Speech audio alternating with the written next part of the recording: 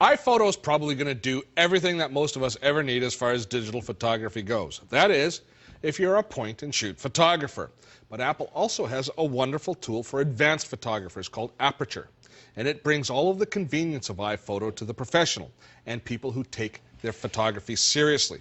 Aperture is very deep. It's sort of a photo philosophy and an application all wrapped into one. It provides us with a host of powerful organizational tools and some key editing tools as well. Now, if you're a photo hobbyist or a pro photographer, you take lots of photos. Thousands, tens of thousands, hundreds of thousands of pictures. And those photos are big. You don't take low-resolution shots in order to save space if you're a pro photographer. And chances are all those large files aren't going to fit onto a single computer. So you need to store them on more than one device, like external drives or DVDs. High-end digital cameras also take pictures in a format called Camera Raw, which is basically an uncompressed file. These pictures are big when you're talking file size, and they contain a massive amount of information. For convenience, most point-and-shoot cameras and photo applications prefer to work in a compressed format, like JPEG. To the naked eye, JPEG files look just as good as RAW files do, but the file has been compressed, and some of the information has been lost in the file. And to pro photographers, that makes a difference. One of the cornerstones of Aperture is that you can work with your files in Camera Raw format, and the image is never compressed until you move the file out of the software program, say uploading it to the web. This way you're always dealing with the best possible quality on the file. Now, I said these files are big, and we've got lots of them, so we also need a strategy for storing them in multiple places. Unlike a personal photo library, a pro collection could never live on a single storage device. There's just not enough room. Again, Aperture is designed to offer total control over our collection, keeping track of our photos over multiple devices. Let us have a look. When we first open Aperture, it looks very similar to iPhoto because it does a lot of the same things that iPhoto does. It gives us the same kind of control over our photos, but in a much more massive scale. Along the top are different controls for starting different projects and albums and doing things like quickly creating thumbnails of our photos that we can upload to the internet if we're doing a website. Those sorts of tools are all available. It's all about giving a pro photographer the tools that they're going to use every day. The next set of tools are for dealing with the individual image that we have in front of us, cropping it, rotating it, doing some patch repair, just fixing up small blemishes within the photo, red eye reduction, and then some content tools, which I'll talk about in a moment. Then we also have the ability to do some basic adjustments to the photo, adjusting the brightness and contrast. Now, a key thing about Aperture is we're dealing in Camera Raw format, as I mentioned before.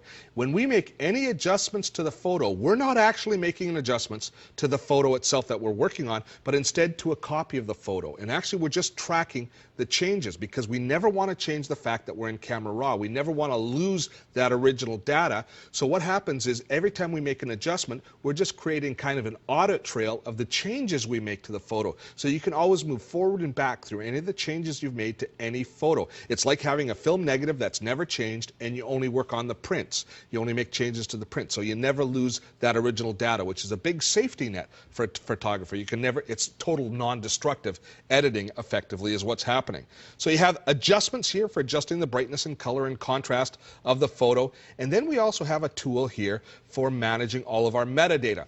Metadata is even more critical to the pro photographer because if you're taking 500 shots at a wedding, you want to be able to capture all that information about the wedding. Say this is the Donner Party wedding, and adding copyright notice and credits and all those sorts of things into the metadata. You can do that through this interface, but if you're doing 500 photos at a time, you don't want to do each individual photo. So you also have the ability here using these tools above to do something called lifting and stamping metadata, which will copy the common information from one photo to another photo. So you've got a lot of nice additional features built in here as well. As we scroll through the thumbnails, we find something which is really common, which is we've got lots of pictures of one common theme. If you're taking a wedding, you've got a whole bunch of portraits of the bride, for example. And here we've got a whole bunch of pictures of Emma on the beach. So finally, you're going to find one photo that's kind of the star photo of this whole stack of photos, this whole group of photos. And you can do that by zooming in and take a look at this loop. You can go in and you can check on how your focus is. You can check on any one area. Isn't that a cool tool for being able to dive into the photo? That's one of my favorite tools right there is the loop. So once you've determined that this is the best photo of the whole lot, but you've got all these other additional photos of here on the beach, you can do something called creating a stack of photos, which gives you a lot more control as you browse through your image library. Just by shift-clicking on all of the photos, I can then group them together, and then using this tool up here, I can create something called a stack. When I stack the photos, what happens is they're all put one on top of the other. And if I close the stack, then all of the photos here in my browser are stacked underneath that photo. So you see there's 19 photos underneath it. So as I'm browsing through, I just see the one beach shot. It allows me to navigate my way through my photos that much quicker. You know, if you take your photos very seriously, Aperture is a tool that you're going to quickly find indispensable. It'll organize and protect your investment for years to come. It is one of those applications that you install and then almost instantly becomes a killer app. A software package that you find you can't live without. At least that's the word from my peeps on the street.